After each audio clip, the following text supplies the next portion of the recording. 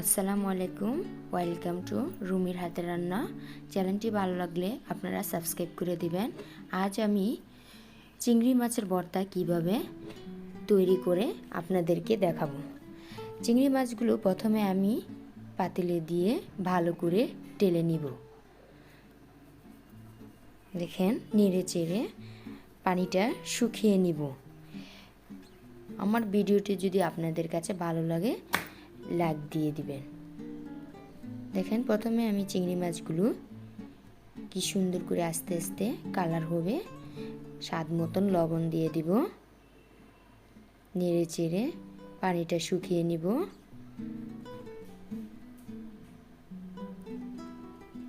অনেক সুন্দর হবে।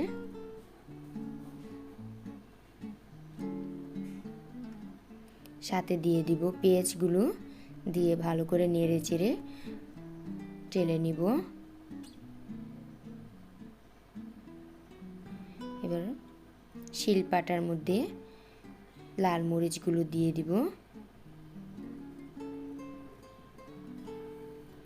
ভালো করে বেটে নিব। চিংড়ি মাছগুলো দিয়ে বেটে নিব, মিক্স করে নিব ভালো করে।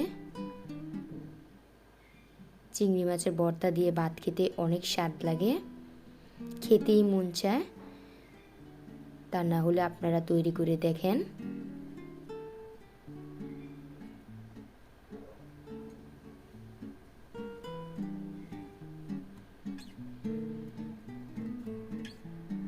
এখন আমি পেঁয়াজ কুচিগুলো দিয়ে দিব, দিয়ে ভালো করে মেখে নিব, বেটে নিব।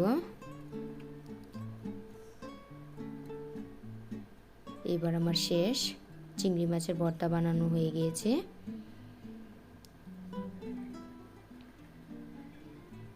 এখন আমার পরিবেশনের পালা।